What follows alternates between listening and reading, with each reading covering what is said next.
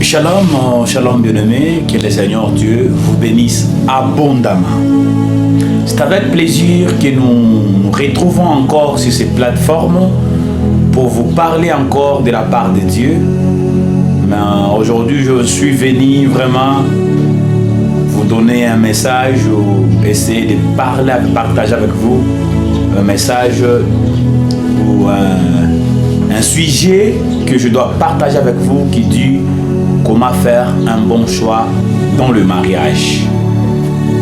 Plusieurs personnes ont eu des difficultés pour faire des choix dans le mariage. Plusieurs personnes ont eu des difficultés comment avoir de bons partenaires. Ils ont eu des difficultés jusqu'à aujourd'hui, ils sont en train de souffrir. Mais j'aimerais aussi toucher sur quelques petits points. Merci à vous qui êtes abonnés sur cette chaîne YouTube Prophète Chris Ngoyi. Et toi qui n'es pas encore abonné, abonne-toi sur notre chaîne. J'aimerais que tu puisses m'aider à partager ce message massivement. Que plusieurs personnes puissent en bénéficier vraiment de ce message. Et ça va aider beaucoup de gens. Que le Seigneur Dieu vous bénisse. Vous qui êtes sur TikTok, cliquez sur notre lien. Et là, vous allez entrer directement dans notre chaîne YouTube. Et soyez les bienvenus. Likez pour m'encourager encore de faire plus de vidéos, partager ce message qui va aider plusieurs personnes. Que le Seigneur Dieu te bénisse abondamment. Première des choses que j'aimerais vraiment parler sur les choix, comment faire un bon choix dans le mariage, comment avoir une bonne partenaire ou un bon partenaire. Voilà. J'ai simplement 3 points qui nous indiquent que cette femme est bonne. Et je prendrai 3 aussi points qui nous indiquent que cette femme est mauvaise. Et 3 points aussi qui doivent nous indiquer que cette personne, cet homme est mauvais. Et 3 points qui vont nous indiquer que cet homme n'est pas bon du tout. Que le Seigneur Dieu te bénisse. Si tu es à la maison, tu es en train de noter cela, tu peux noter. Si encore toi tu as une très grande mémoire de retenir, gloire à Dieu vraiment. Comment d'abord pouvons-nous avoir ou quels sont les signes qui peuvent nous prouver que cette femme est une bonne femme? Quels sont les signes? On ne pousse pas une femme parce qu'elle a une belle forme, parce qu'elle a des grosses seins, parce qu'elle a des tatati, etc., etc. Voilà. On ne pousse une femme, une bonne femme, doit d'abord correspondre à ta vision. Tu as quelle vision d'abord en tant qu'un mari qui veut épouser? Si tu as un grand projet, si tu as un ministère, si tu es un homme appelé par Dieu, n'épouse pas une femme qui a une vision d'impudicité. Une femme qui aime trop le bar, qui aime trop des hôtels, une femme qui aime trop des fumées. Tu ne peux pas épouser cette femme.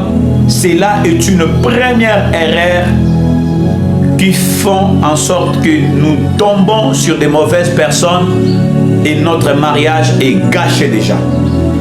Avoir une femme qui n'a pas ta vision, cela fera en sorte que ton mariage ne soit pas stable.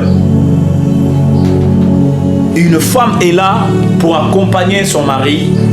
Une femme est là pour accompagner son homme dans sa vision. Tu ne peux pas être un homme, tu ne peux pas être un vrai gentleman et que tu épouses un homme, une femme qui fait des choses que toi tu n'aimes pas. Donc ça veut dire qu'elle n'est pas dans ta vision. Déjà, si tu as une femme qui n'est pas dans ta vision, et vraiment il faut que tu puisses accrocher faute. Deuxièmement, On ne pousse pas une femme parce que chez eux, ils ont de l'argent. Parce que chez eux, ils ont des moyens. En cas de problème, tu vas les demander. Un homme doit être une autorité, un lion dans sa maison. Elle doit prendre des dispositions, des décisions de lui-même.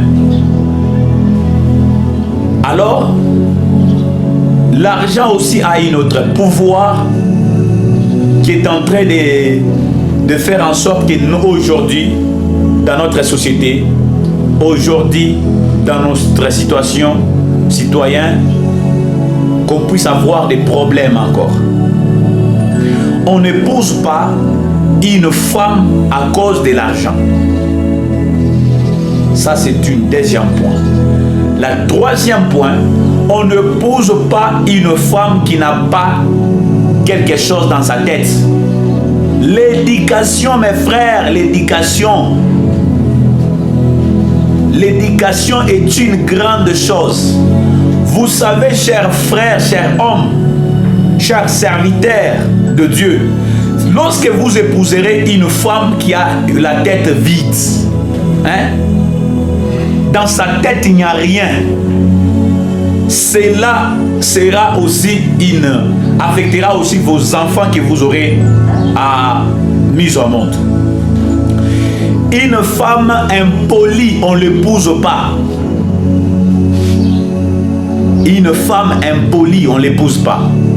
Une femme qui est têtue, on ne l'épouse pas. Tu lui dis A, elle te répond aussi B. On n'épouse pas des genres de femmes. Donc ça veut dire que dans sa tête, elle n'a pas de bonnes éducation. Tu ne peux pas épouser tel genre de femme. Elle doit te faire fatiguer.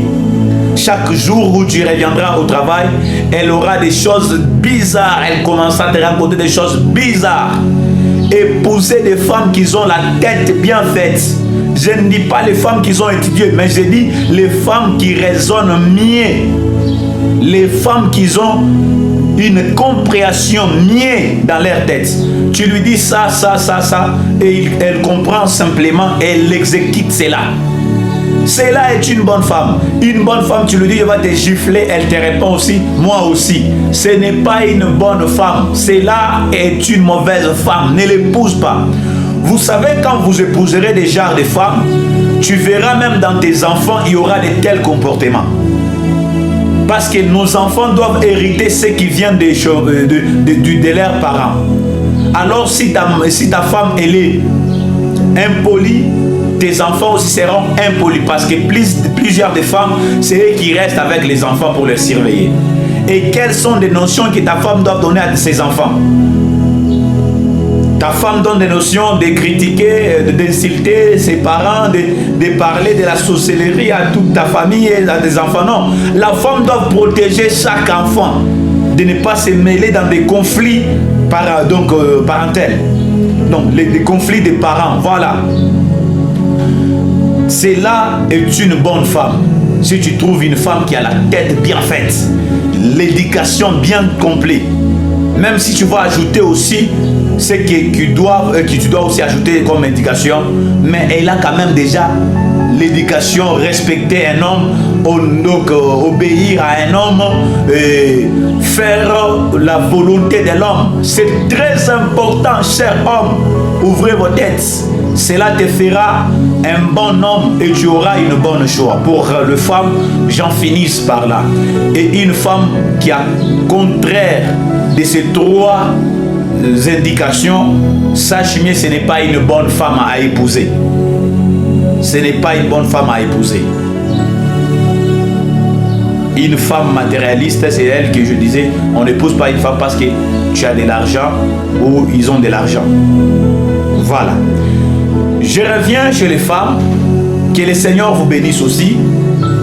Vous pouvez lire ce texte dans la Bible.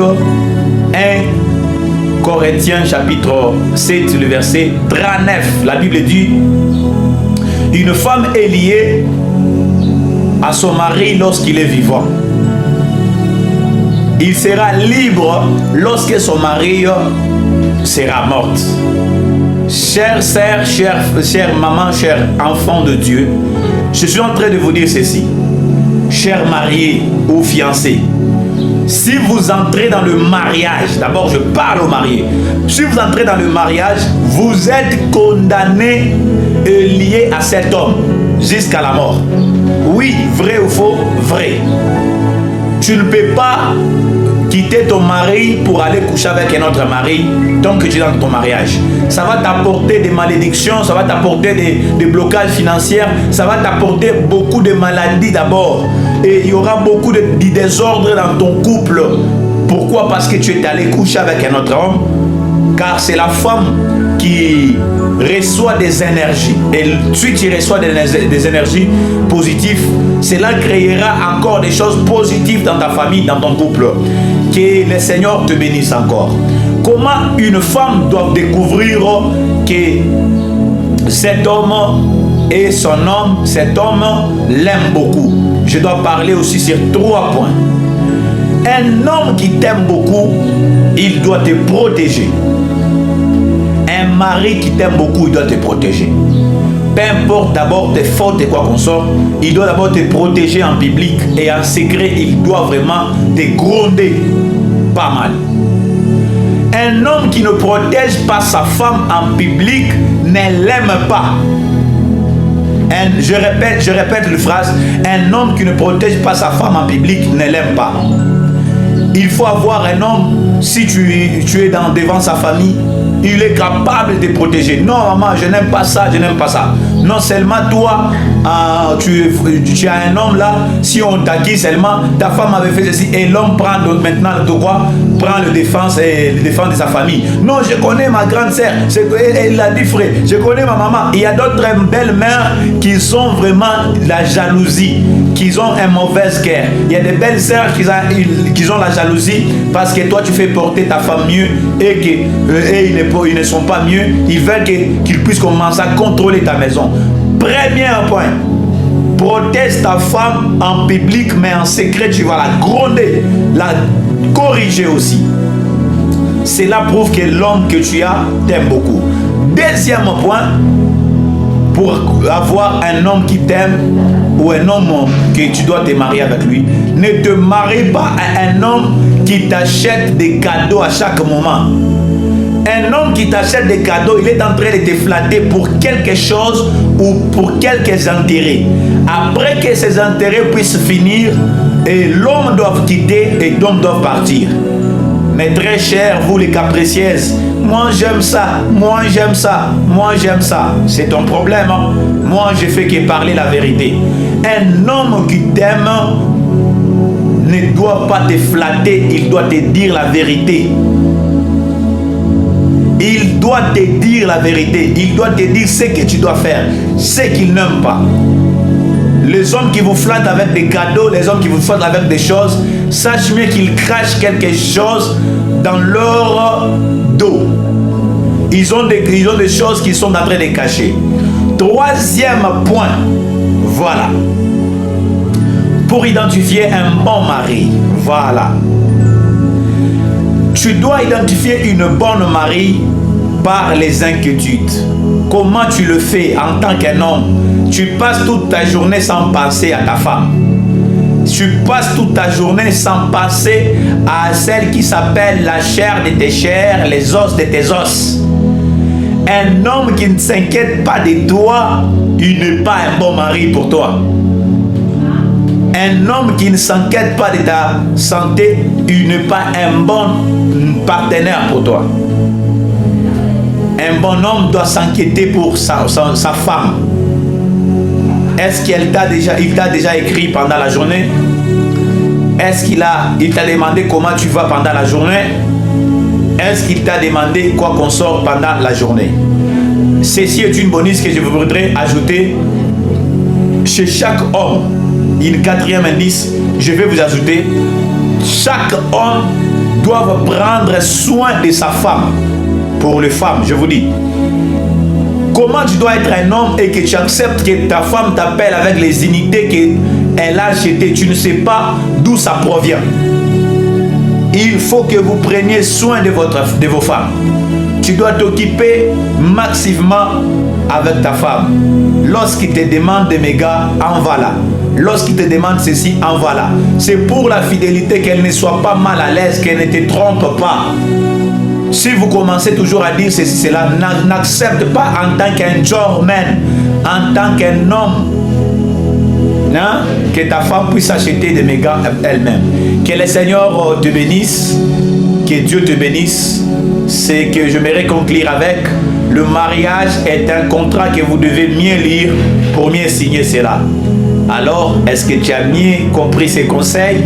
C'est moi, le prophète Christ, que je t'ai donné ces 6 conseils, 3 sur les filles et 3 sur les hommes. Que le Seigneur te bénisse. Qu'est-ce que tu veux sur la prochaine vidéo que je te donne comme conseil dans le mariage et dans le couple? Écris dans les commentaires et je vais lire. Abonne-toi pour m'encourager. Partage ces messages pour que plusieurs personnes puissent en bénéficier. Et like, mets cette vidéo dans le favori si tu es sur TikTok, sur YouTube. Encourage-moi seulement, écris-moi dans les commentaires, ça me fera du bien et que le Seigneur vous bénisse. À la prochaine.